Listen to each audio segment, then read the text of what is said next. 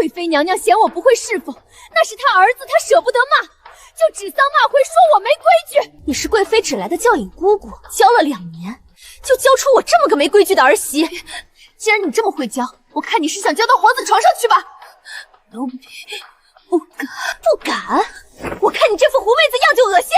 打，给我肆意打！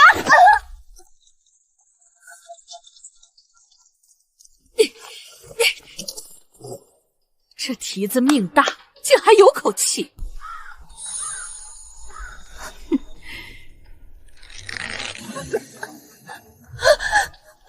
贵妃赏的东西，你也配带走？王二，主子发话了，卖得越远越好。这种长相平平的，随便给个300-500文，卖到深山，随他死活。哎，嬷嬷放心，保准让他这辈子都回不了京。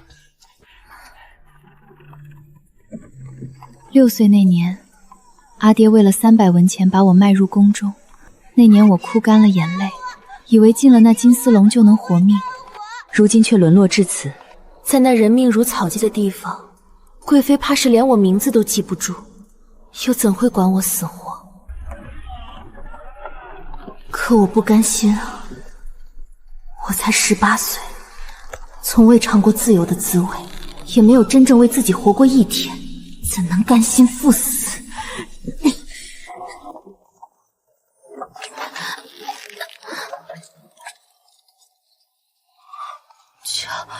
救救我！干什么？死丫头，临死还想拉个垫背的！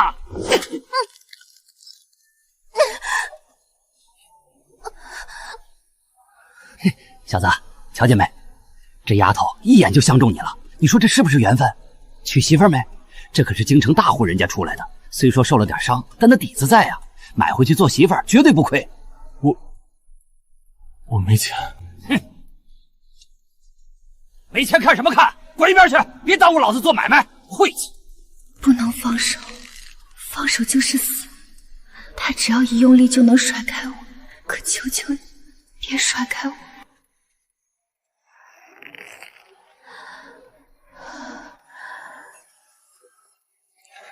多少钱？嘿嘿，2两银子，这还是看他快断气的份上。要是好好的，没5两你连边都摸不着。太贵了，买不起。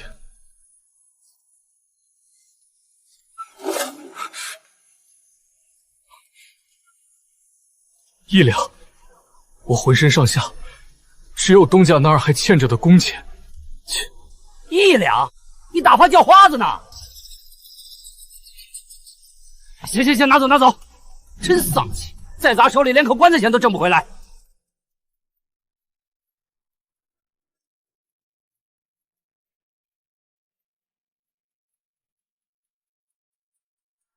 东家，求您预支我1年的工钱，不，2年也行。长安，你疯了！你买个半死不活的人，这可是1两银子啊！东家，求您。哎，1两银子，那可是3200文钱，你1月才200多文，这钱扣下去，你接下来2年都得白干。万一人就不活，你这银子可就打水漂了，你家里还要不要养了？东家，我晓得了，我能干活，我能多干活还债。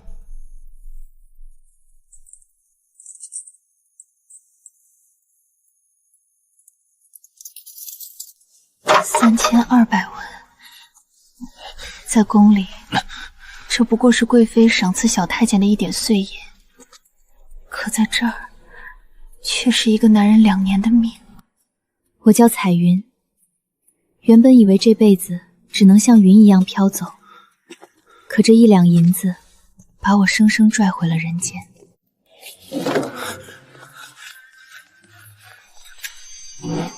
哎呦，长安呀，你这是打哪儿捡回来的活阎王？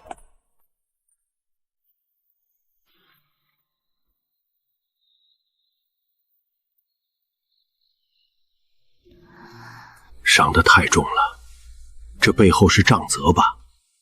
皮开肉绽，都已经生了脓，还被烈日暴晒，最要命的是耽误了最佳救治时间。唉，这分明是吊着最后一口气呢。江叔，您给开药，多贵的药我都想办法。长安啊，叔看着你长大，知道你是个实诚孩子，你要想娶媳妇儿，叔回村里给你张罗个手脚利索的，何必呢？你借了1两银子买她，已经成了全县城的笑话了，现在还要花诊金药费。叔说句不好听的，你救她那就是肉包子打狗，没个响。这银子丢进水里还能听个水声，丢在她身上，万一今晚就断了气，你这2年工钱打飘了不说，还得贴上一口棺材。叔，求您给她医治，钱我一定还，能不能救活我认了，哪怕救回来只有一口气，我也认了。你这傻小子，图什么呀？他抓着我不撒手，那是想活命啊！我想给他一条活路。造孽啊！福儿，去烧热水，把那压箱底的保命伞拿出来。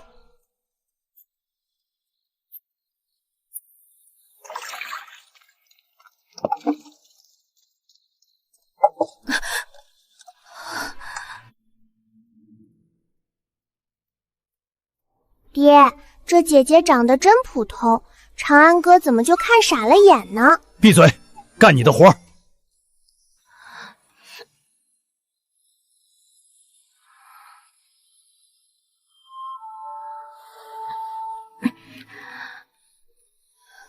我竟然还活着！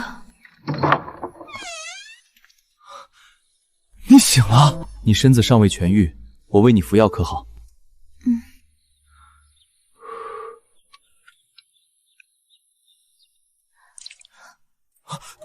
对不住，你看我这手，我这手笨，在梁家只干粗活，没伺候过人，你别生气。没关系，江叔说，只要你能睁眼，这条命就算捡回来了。你别担心，药费和诊金我都跟东家商量好了，我能干活，我有的是力气，我一定能赚钱养活你。福儿，到底怎么了？长安他这2天总是放了粥就走，面都不敢露。云姐姐，你可千万别告诉长安哥是我说的，他叮嘱过我不许乱说话。长安哥的亲娘前天闹到县城来了，就在梁府大门口，当着那么多人的面，把长安哥骂得狗血淋头。为了那1两银子，可不是嘛？长安哥以前每个月280文工钱，那是连1文都不敢留，全得带回村里交给他娘。这回听说他为了买个半死不活的婆娘，把2年的工钱都预支了，他娘当场就疯了。你这个丧良心的畜生！家里老的小的都指着你那点工钱活命，你倒好，为了个女人，把自个儿卖给东家当2年白工，你这是要逼死你爹娘啊！1两银子，那是3200文啊！你个不孝的东西！云姐姐，你不知道长安哥现在的脸肿得跟猪头似的，左眼都快睁不开了。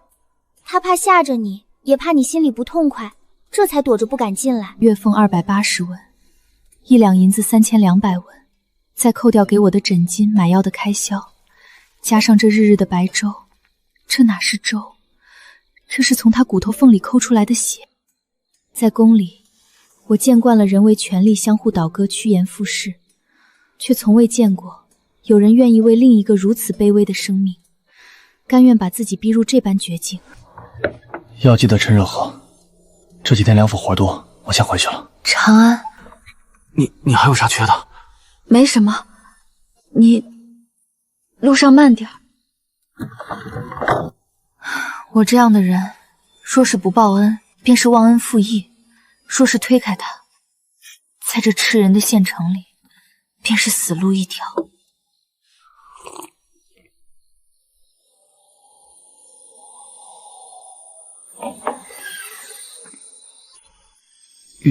云姑娘，今儿怎么回来的这么早？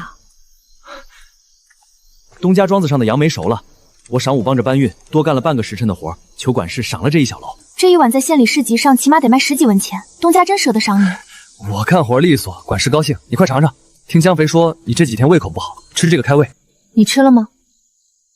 我不爱吃这些。脸上的汗珠还没干，什么不爱吃，分明是舍不得吃。真的很酸啊？很酸吗？管事说这品种最甜了。你尝尝，是不是我说的那样？我不吃。张嘴。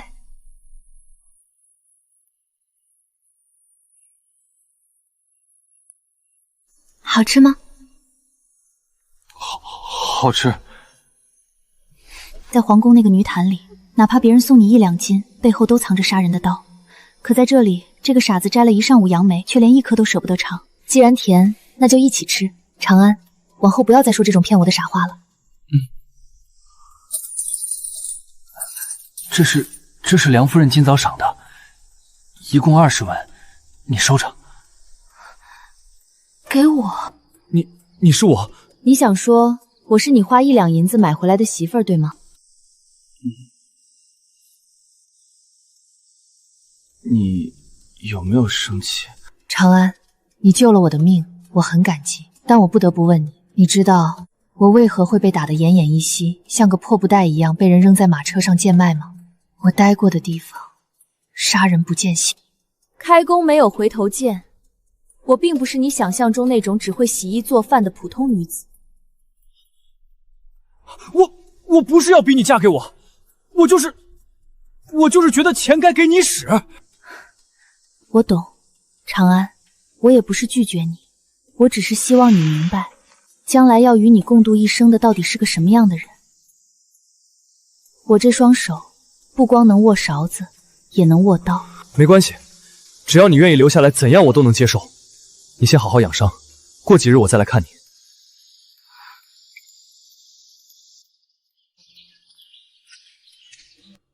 云娘子，你这底子虚，本该再养养。可长安那孩子，这2月为了你，已经欠了医馆不少药费，他那工钱还没到手，就已经见底了。我知道，江大夫，再留下去也是浪费，我能下地干活了。姐姐，你要是受了欺负，再回医馆来。不会了，以后只有我欺负别人的份儿。没有户籍，没有名牌，在这世道，我依然是一叶浮萍。我有宫廷御膳的方子，有调和百味的本事，去这里当个帮厨，或许能活。户籍名体拿出来，没名没分的盲流，统统抓去矿山采食。大人饶命啊！大人饶命啊！不行，我没有户籍，绝不能被抓住。姑娘站住！你是什么人？户籍名帖拿出来。完了。别拦我，我还要喝。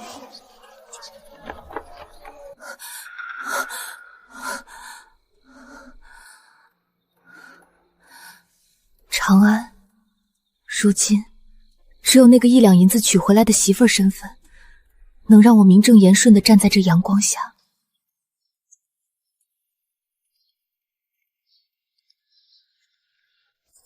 哪儿来的？找谁？请问长安可在府上？长安那是外院干粗活的，你是他什么人？家眷。哟，这倒是新鲜。长安的闷葫芦还真捡了个俏媳妇回来。等着吧，长安出城帮2老爷运货去了，没晌午回不来。去侧门边等着去，别在正门挡道。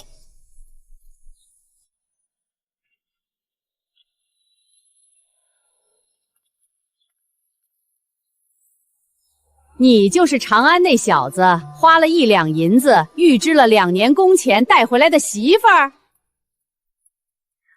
回婆子的话，我是。倒是个懂礼数的，没让长安那傻小子白折了这2年的嚼头。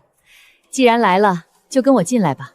长安下晌才回来，管事发了话，先给你找个地方待着，别在门口给梁府招摇。就是他，长安花了1两银子买的，模样倒不清秀，像个识文断字的。长安这回没白瞎那2年的辛苦钱。看什么看？都没活干了是吧？滚去干活！赶紧吃吧，这是大厨房剩下的。长安不在，总不能让你饿死在府里。多谢婆子。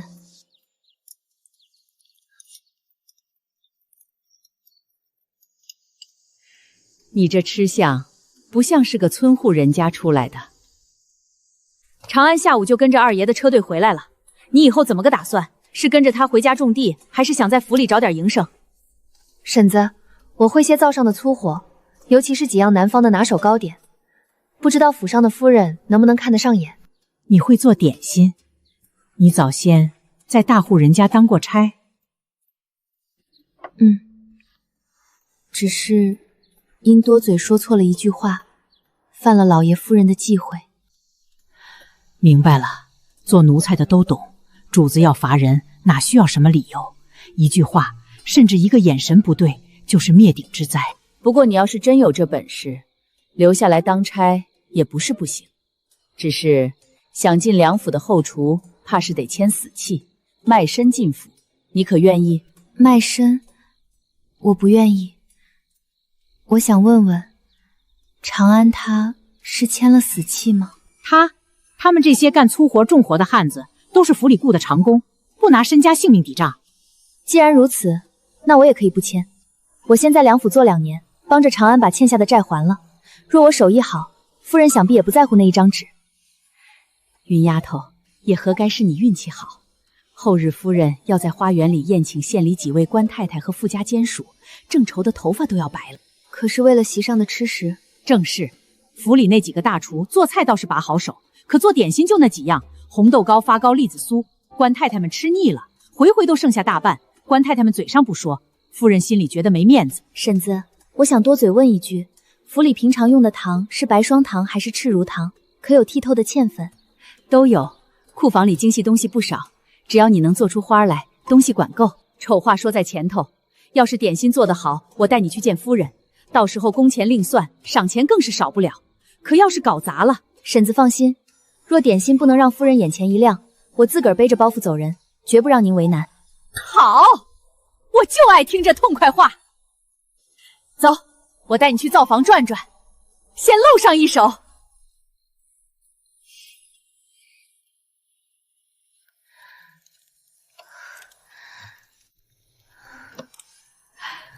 云丫头，你这身子骨行吗？要不歇会儿？婶子，这水晶膏讲究个劲儿字，粉要揉透了蒸出来才剔透。我虽力气小点儿，但这分寸得自个儿拿捏。婶子，让月儿来帮我吧，我揉面的法子让她看着点儿，往后她也能替您分烦。哎呦，这感情好，月儿还不快谢过云姐姐？这可是大户人家的秘方，你能学去一星半点儿，那是你几辈子修来的福气。这面呢，要醒到这个程度，揉的时候呢，要用巧劲儿，不能使蛮力。我没想过藏私，在这深宅大院，一个人占着好处那是招祸，分出去一点，才有人愿意替你当风避雨。嘿，长安，你那1两银子可真能折腾，这就去大厨房烧火了？听说还要给夫人做点心呢。那小娘子长得斯文，手脚倒也麻利。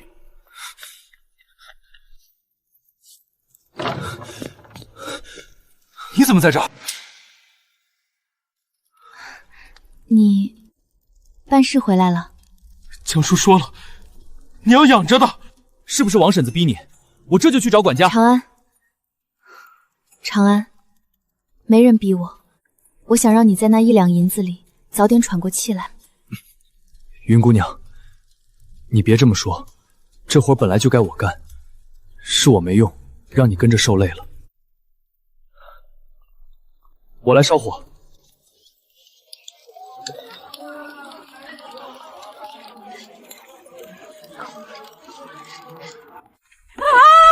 哟，许家妹子，这地儿窄，您那尊大佛可留神脚下，别撞翻了给夫人准备的宝贝，到时候夫人生气，咱谁也担待不起。哼，什么宝贝？不过是些糊弄人的粉浆。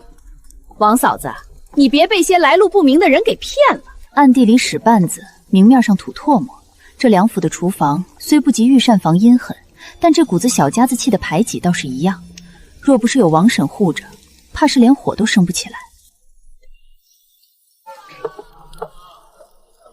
长安，撤火。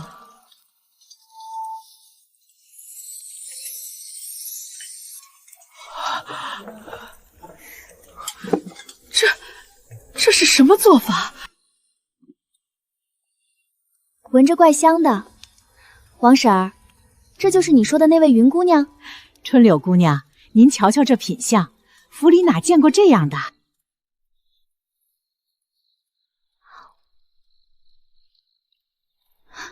倒是个稀罕物。清甜不腻，这口感，怕是县太爷府里也未必有。快装进提篮里，别让点心冷了塌了身。云姑娘，你随我来，夫人正等着呢。云姑娘，进了夫人的屋子，眼珠子别乱转。夫人问什么，你答什么，不可多言。是。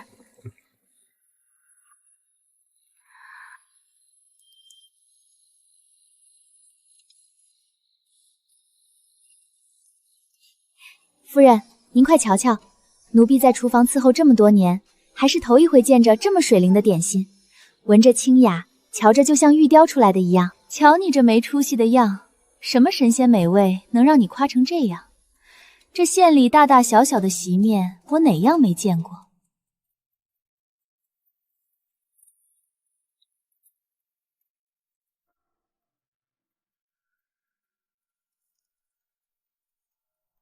这便是权贵的通病，先要蹙眉显出自己的挑剔，再要品味显出自己的高雅。这种戏码，我在坤宁宫看了4年，早就腻了。这糕点，口感软糯却不粘牙，甜味中竟藏着一股子冷泉的清冽。春柳没夸错，这确实是难得的巧思。你抬起头来。起来吧，云姑娘，你这手艺，说是宫里的御厨传人，我也信几分。这县里的厨子断做不出这般玲珑心思。夫人谬赞，不过是落难时跟一位老师傅学过几招防身。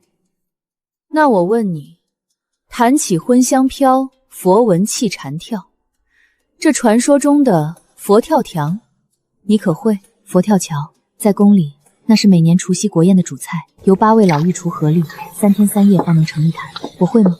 我不光会，我还曾为了调出最正宗的汤底，在御膳房的烟火里站了整整1个寒冬。会还是不会？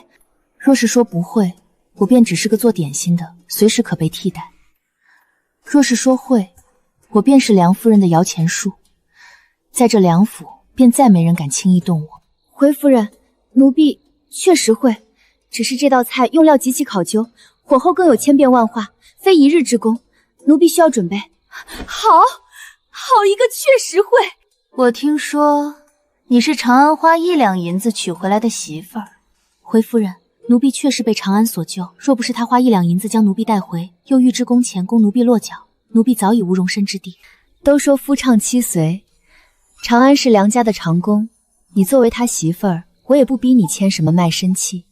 往后你就在我小厨房当差，工钱凑个整300文1月，做得好，赏钱少不了你的。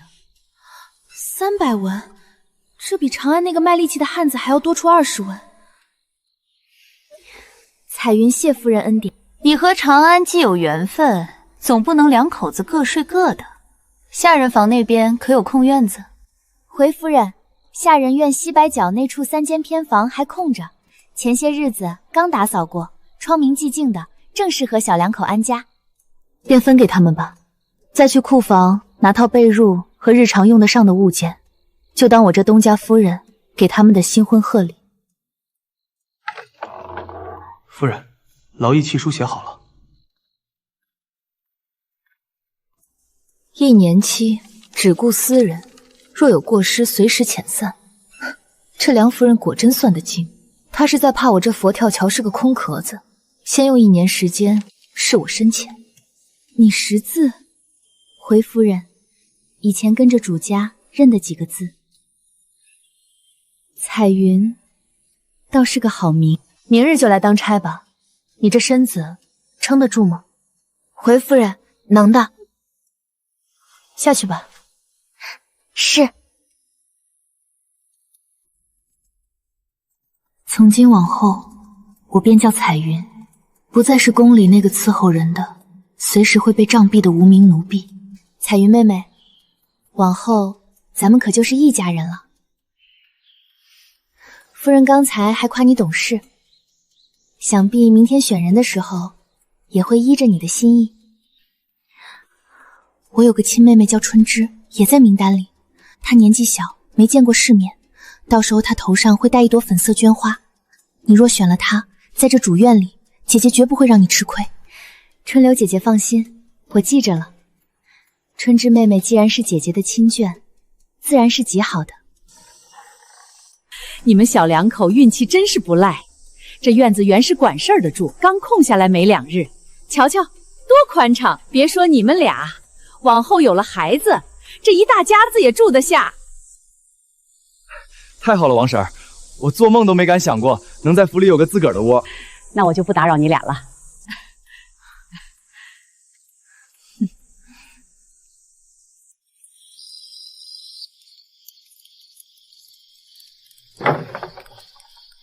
长安，我们聊聊吧。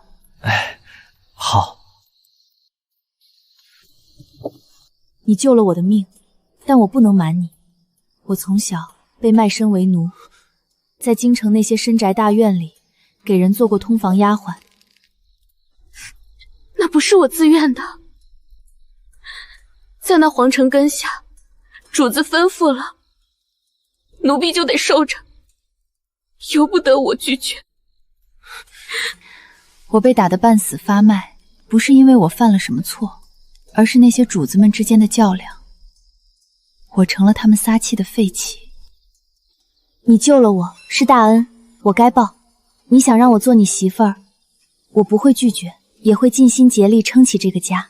但我的身子在宫里亏得很了，目前不宜行房事，更不宜有身孕。我的过往大概就是这样。你若不嫌弃我是个残花败柳，是个负累，我愿意与你共度一生，是心甘情愿的，绝不勉强。我不嫌弃，我长安算个什么东西？不过是个卖力气的粗汉。你心眼好，还识字，肯跟我过日子，是我高攀了。那咱们说定了，一辈子。好，一辈子。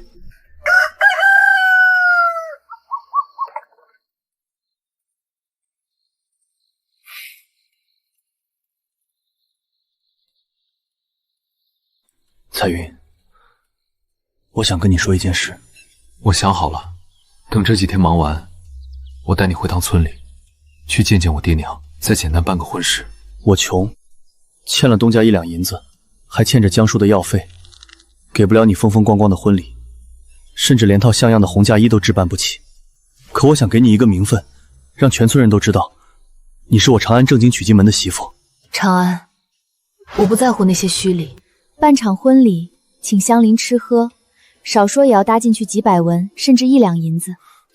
那银子砸下去，除了听个响，换来几句不咸不淡的客套，还能剩下什么？比起婚礼，我更想要别的东西。我们要先还清债务，然后攒钱，落户籍，做良民。户籍？做良民？对，我要做良民。要有一张盖着官印写着我名字的名帖，我要能名正言顺的买田买房，即便走出这南原县，也没人敢指着我的脊梁骨叫我贱奴。我想把命运握在自己手里，而不是寄托在主子的慈悲上。我懂了，媳妇儿，我听你的。以后我的工钱分3份，1份给我爹娘养老，剩下的2份都交给你管着。不管是还债还是攒钱买户籍，你说了算。好。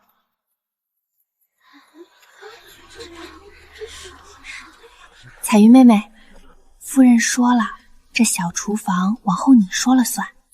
这儿站着的都是府里挑出来的苗子，你尽管选顺眼的。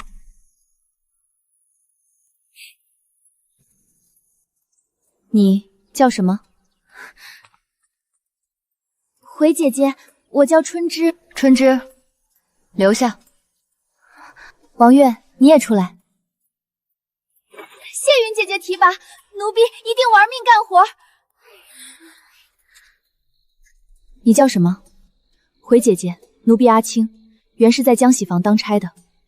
阿青，你也留下，没选上的都先退下吧。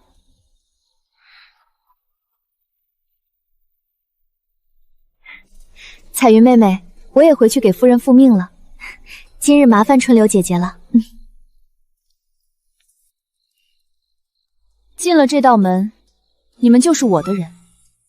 我不管你们以前是谁的人，有什么后台？在这小厨房里，我的话就是规矩。第一，要守口如瓶，主子吃什么说什么，敢露出去半个字，我饶不了你们。第二，要手脚干净，灶上的东西哪怕是一粒盐我不给，你们不许碰。只要同心协力，守规矩，不多嘴，我保你们在夫人面前有体面。是，谨听云姐姐教诲。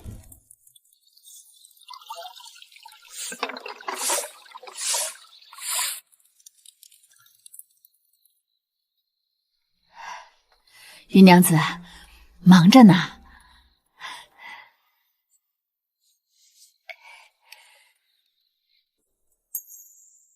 徐婶儿，这是做什么？云娘子，我就不跟你绕弯子了。我想跟你学做那道佛跳墙。你是签了契的长工，东家不成还能换西家，可我是卖身的奴才，这辈子就拴在梁府了。要是没点压箱底的真本事，指不定哪天就被那些年轻貌美的给挤到了角落里。你肯教我，我绝不藏私。这府里主子爱吃的红烧肉、醉鹅、八宝鸭，只要你想学，我徐春花倾囊相教，绝不留一手。徐婶客气了，既然都是为夫人办事，我自当尽心指点。这佛跳墙做法繁复，咱们往后互相切磋便是。多谢云娘子，待会儿下了工，我再让人给你送2两上好的云雾茶，半斤托人从南边带回来的红糖，你可一定要收下。那便谢过徐婶了。云娘子，那我先去上工了，改日再过来谢你。徐婶客气了，举手之劳而已。你快去吧，别耽误了活计。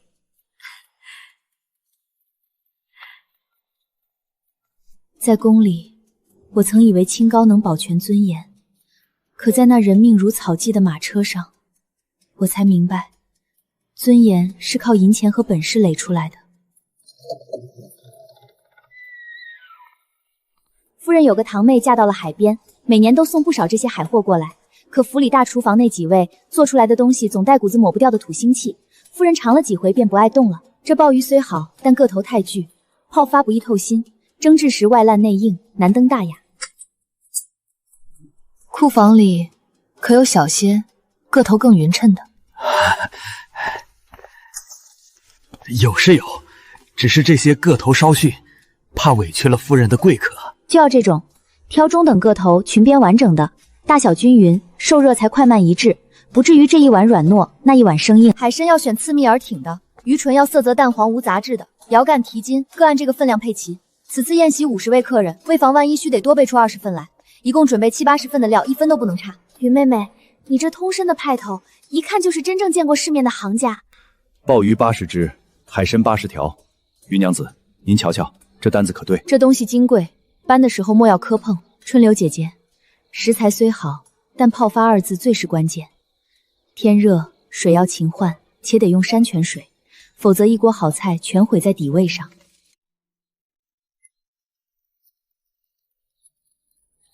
云娘子，我在这灶上干了大半辈子，自问也见过不少能人，可像您这般对海货习性了如指掌，连泡发水温都掐得精确的，我还是头一回见。您早前到底是在哪家顶天的府邸当差，竟能懂得这般多？徐婶儿，这天下虽然大，但若是论起鼎鼎尊贵的地方是在哪儿，你去猜便是了。那是，难不成是京城里头那座？过去的事都随风散了，主子们的恩怨，咱们做奴婢的提他作甚？咱们还是说回这道菜，这海参的火候若是差了1星半点，那可就糟蹋了夫人的心血。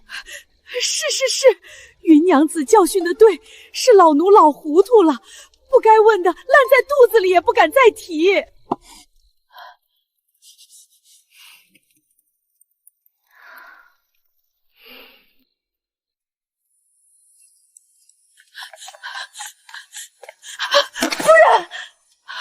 夫人，老奴刚从小厨房回来，那云娘子她……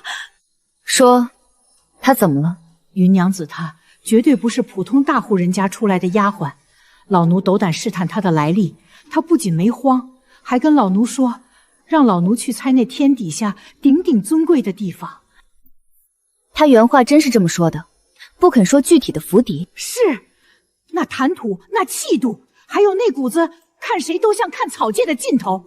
老奴活了这把年纪，只在当年进京办事时，远远瞧到宫里的贵人有过这般派头。鼎鼎尊贵的地方，这南阳县怕是连提那地方的名字都要折寿。夫人，那咱们要不要去官府暗地里查查这芸娘子的底？万一她是京里哪位？不必查，若是真有泼天的干吏，查到了反而是祸事。只要他有本事，守规矩，不给梁府惹事，那他就是咱们府上的金菩萨，供着便是。我问你，那道佛跳墙准备的如何了？老奴盯着呢，芸娘子的步骤极稳，对每一样海鱼的脾性都掐得死死的，心思之缜密，老奴平生未见。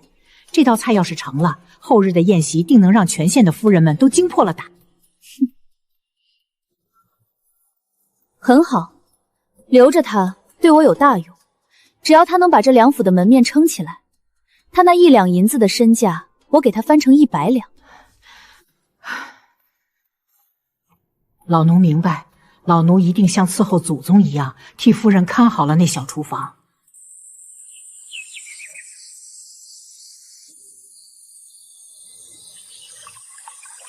东西进了这院子，便是咱们4个人的脑袋。这鲍鱼海参发的好不好，直接关系到后日夫人的脸面。王月，这海雾的换水交给你，早晚各一次，哪怕是半夜，只要瞧见这水有一丝浑浊粘稠，立刻给我换上新寄的泉水，记住了吗？云姐姐放心，奴婢就是不睡觉，也守着这几盆宝贝。春枝，你姐姐是春柳，想必你更明白规矩2字。你负责看守食材，除了王月换水，不准任何人私自动这些盆，哪怕是徐婶，甚至是管家来了，没我的准话，谁的手也别想伸进来。是，奴婢定当寸步不离。阿青，你力气大，腿脚快，备柴引火、跑腿传话的事情全由你负责。这一场仗打下来，少不了你的功劳。是，云姐姐。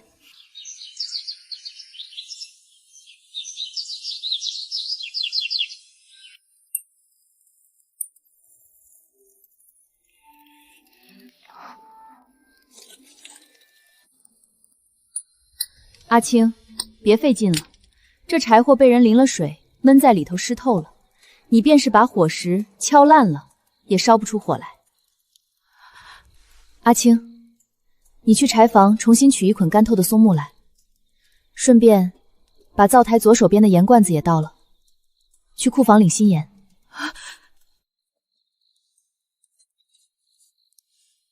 咸中带腻，回味极丹。这梁府的厨子，难不成连盐和糖都分不清了？既然干不好灶上的活儿，就别在这杵着，过来。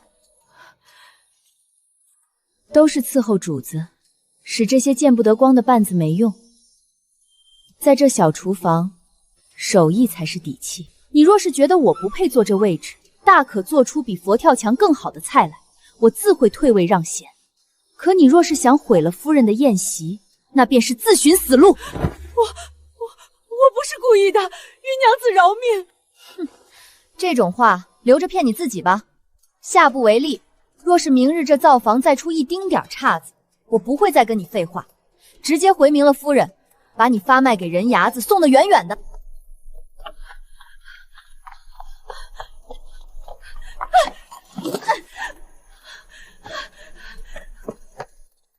云姐姐，这种人留着怕是个祸害。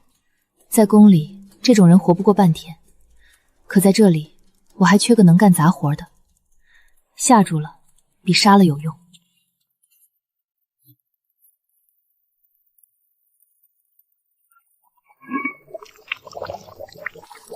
都看仔细了，底层铺蹄筋、冬菇，中间堆上海参、鱼鳞，鲍鱼压在最上头，裙边要朝外，摆漂亮了。是。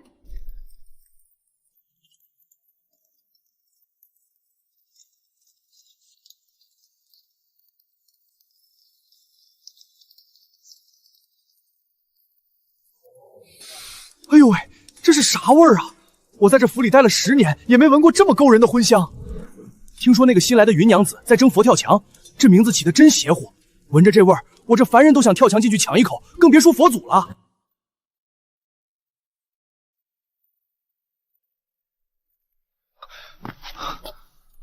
怎么累成这样，脸色白得跟纸似的？今天开坛争执，一点火候都不敢错。那50个坛子，就像50颗脑袋悬在我脖子上。我刚才回来的路上，听那几个管事的都在嚼舌根，说你带人在小厨房捣鼓什么佛跳墙，那是很重要的贵重菜吗？是，那是宫里才有的方子，关乎梁夫人后天宴席的颜面。若是成了，咱们托籍的钱就有了着落；若是砸了，我虽然不懂厨艺，但我晓得你是个要强的人。既然这事儿大过天，那你这2天尽管待在厨房忙活，家里的活我全包了。劈柴、担水、洗衣裳，你一个手指头都别再碰。哪怕我半夜不睡，也把这屋里屋外收拾得干净利落，绝不让你回了家还操心半点琐碎。长安，辛苦你了。这算啥辛苦？你那是拿命在搏前程，我出力气是本分。我去端热水，江叔说了，你这身子骨得常热敷，一会儿水开了，你泡泡脚，去乏，我再给你揉揉肩膀。来，你泡泡脚。长安，你真好。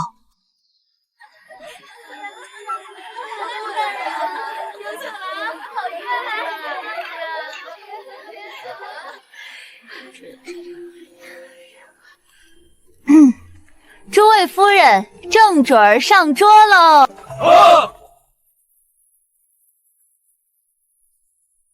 揭盖。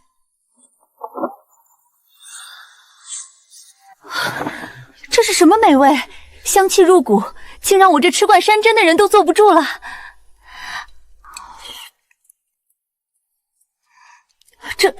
这简直是人间极品！让诸位见笑了。这是我府上新请的厨娘彩云做的，名唤佛跳情。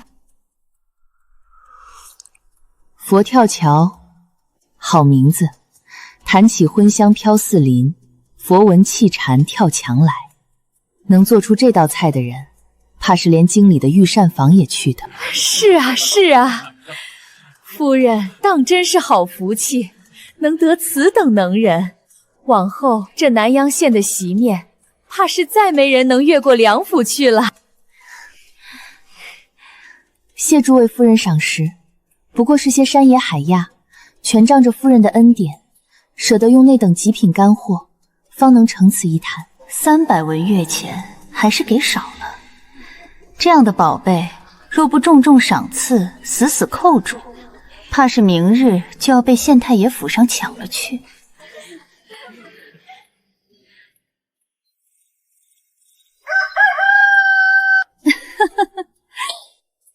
彩云，你做得极好。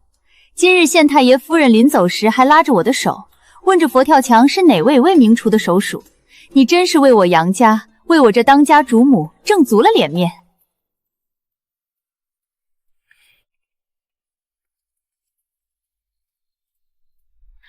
这5两白银是赏你今日出力的辛苦。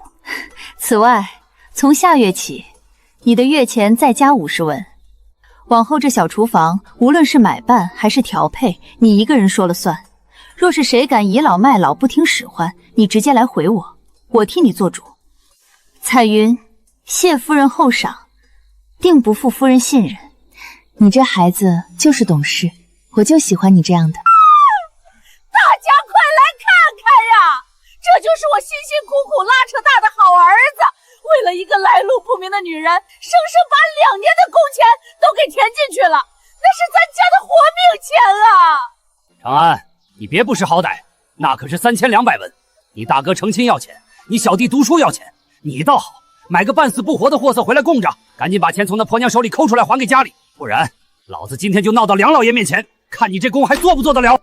娘，我救的是一条命，那是我的媳妇儿，是我下聘娶回来的。让那个女人出来，看我不撕烂她的脸！你个不孝的东西，梁房东好戏业，放的狗屎东西！在宫里比这更疯的泼妇我都见过，这种只认银子不认人的货色，若是退一步，便会有100步等着你。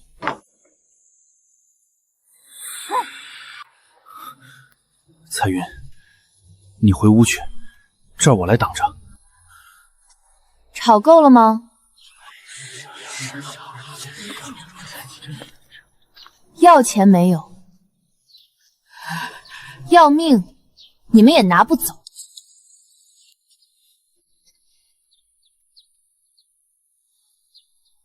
大爷、大娘，长安救我是因为他心存善念，这是这世间最难求的恩义。恩义有什么用？1两银子，那是老子全家勒紧裤腰带攒出来的。你这婆娘，少跟老子整这些虚的，拿不出银子，今天谁也别想好过。债我们会还，日子我们也会正正经经的过。长安是个孝子，即便为了救我预支了工钱，他心里念着的依然是二老的生养之恩。我可以替他做主，等还清了这1两银子的死债，以后长安的工钱扣除家里缴获，仍会按月给你们送去养老。我现在深得梁夫人信任，月钱比长安还厚实几分。二老若是在这儿闹翻了天，不仅长安的差事保不住，我这儿的进项也就断了。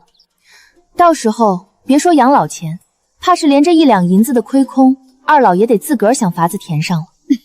知道了，既然夫人都赏识你，那你可得记着今天说的话，往后可不能亏了我们。那我们回村了，好好干。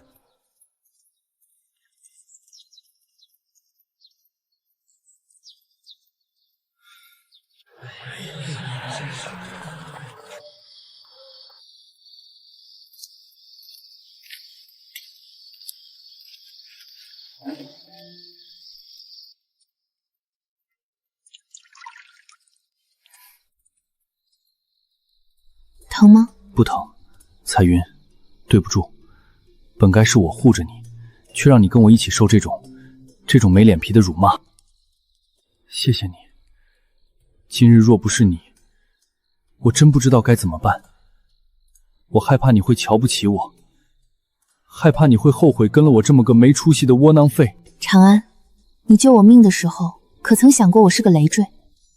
既然进了这个院子，咱们就是夫妻。你是我的依靠，我便是你的盾牌。这世上的风雨，本该咱们一起扛。彩云，你记着，我长安这辈子，哪怕是豁出命去干活，也一定好好待你，绝不叫你再受半点委屈。我信你，我信你。长安的账，长安，预支工钱1两，折合3200文，另支取医馆药费、诊金及后续补药费，共计860文，总债项4060元。先生，请清点，这是1两2钱银子。哟，长安，你这是在哪儿发了大财？这才1个多月，2年的饥荒就填平了。成色不错，行了，这就给你把账勾了。从下个月起，你的工钱照常发。这张欠条你拿回去撕了吧。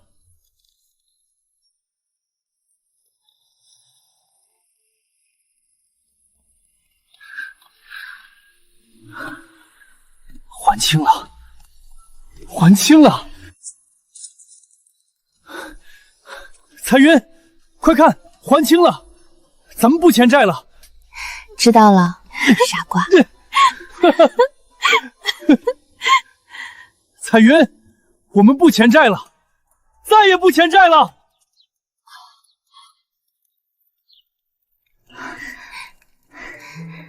王婶儿，您来的正好，我正想找您说说话呢。云丫头，这是怎么了？神神秘秘的，可是灶上出了啥岔子？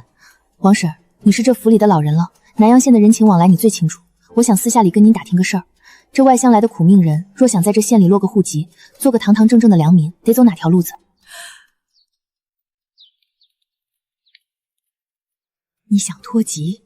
云丫头，你现在在夫人面前这般体面，月钱又厚，在这梁府待着不比外头风吹日雷强，你要那张名帖做啥使？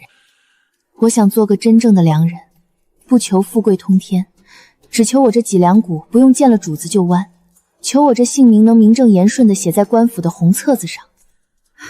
这路子倒是有，可难如登天，得先找着县里的理政作保，还得去衙门里巡管户籍的文书，最要紧的是银子，上上下下打点，加上补齐这些年的捐税，少说也要5两银子左右。多谢王婶如实相告，这事儿还求王婶替我瞒着，尤其是莫要让长安知道，他那人心眼实，怕他跟着担惊受怕。你这丫头主意太正。行了，我这老婆子嘴最严，你有这志向，婶子只有佩服的。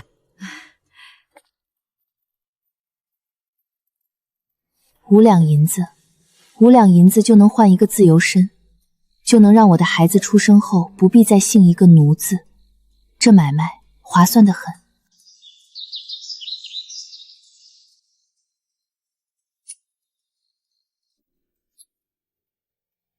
彩云，你这心气儿怕是不止在这方寸灶台上。我瞧你攒钱攒得紧，连春柳他们塞的红包都一个子儿舍不得花。你这心思怕是不小，不想一辈子在我这梁府做个厨娘吧？夫人明察，奴婢残命一条，全仗着夫人恩典方能重活。奴婢不敢欺瞒夫人，我想做个良民，攒够了钱落个户籍，往后能带着长安过个安稳的小日子。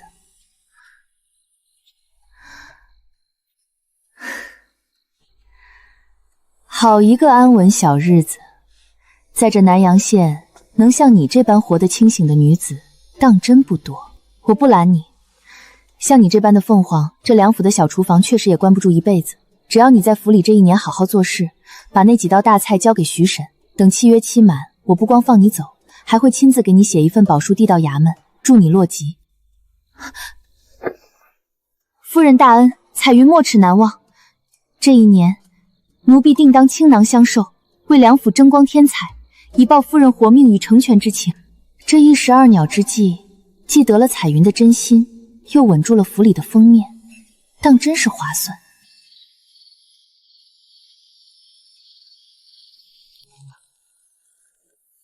长安，今日没有酒席，没有宾客，甚至没有大红的嫁衣，你可会觉得委屈？不委屈，能娶到你，是我长安这辈子修来的最大福分。今日起，我彩云便是长安之妻，往后余生同甘共苦，不离不弃。今日起，我长安便是彩云之夫，只要我还有一口气在，定不叫你受半点委屈，护你一世安稳。媳妇儿，那以后我可以搬回正屋来睡了吗？去把你的铺盖拿过来吧。嘿，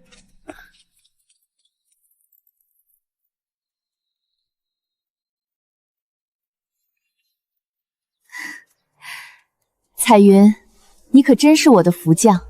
自打你那佛跳肠和几样新鲜点心出了名，这县城里想跟咱们杨家做生意的商户，简直把门槛都快踩平了。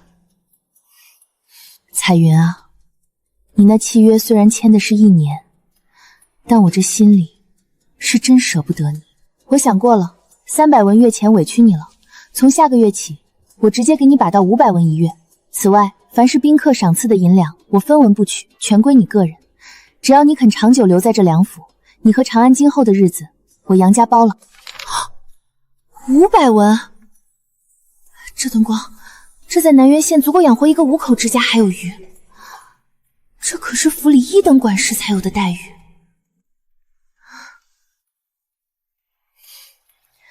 夫人厚爱，彩云感激涕零。这梁府待彩云恩重如山，夫人更是彩云的再生父母。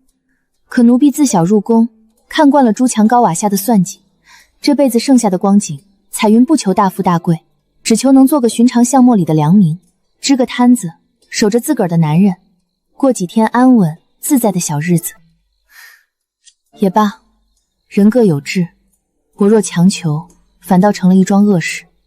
但这1年里，你可得把那几个方子稳稳当当的交给徐婶他们。夫人放心，奴婢定当倾囊相助。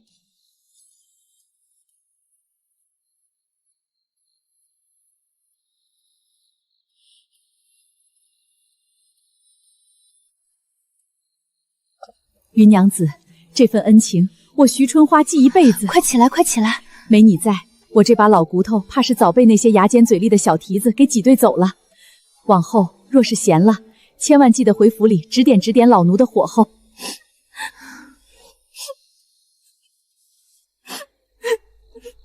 月儿、春枝、阿青，你们已经能独当一面了，在这府里，只要手艺不丢，嘴巴闭紧，没人能为难你们。云丫头，这一年多亏了你提携月儿，往后在外面支摊子辛苦，若有啥难处，言语一声，婶子在府里还有几分薄面，能帮你跑个腿。彩云妹妹，夫人说了，你的铺子开张那日，她定会派轿子去讨一碗彩头。姐姐我也一定带上姐妹们去捧场，看你如何把那云氏点心的名号打响全县。多谢诸位这段时间的照拂，彩云此去，山高水长，愿诸位岁岁平安。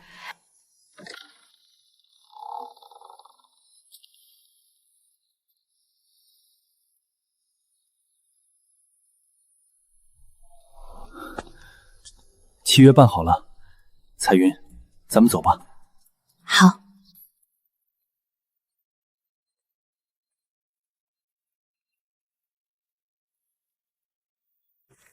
梁家夫人亲自作保，说你勤勉本分，有大功于府。既然银钱缴齐了，规矩也全了，这户籍便与你落了。办妥了。彩云，你从此便是这南阳县的良民，有名有姓，自有之身。往后无论是制产还是行路，官府皆有明证。谢过李正大人。下去吧。是。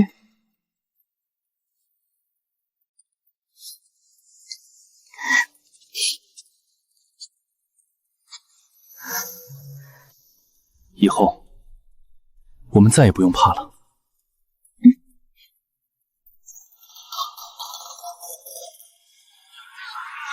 哎呦喂，好香！这是什么点心？我活了大半辈子，还是头一回闻见这么高级的香味儿。老哥好眼力，这是咱们铺子招牌的宫廷风味糕点，选的是上等食材，用的是御膳房流出的秘方，不贵，只要3文钱一块。买不了吃亏，买不了上当，进来尝尝吧。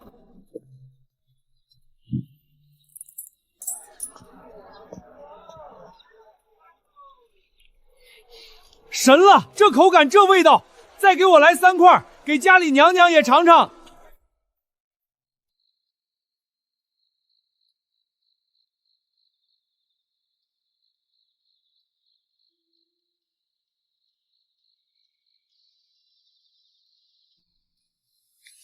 彩云，不管以后是苦是甜，这辈子我陪着你，哪怕没大富大贵，我也护着这铺子的灶火，不让它熄了。一辈子。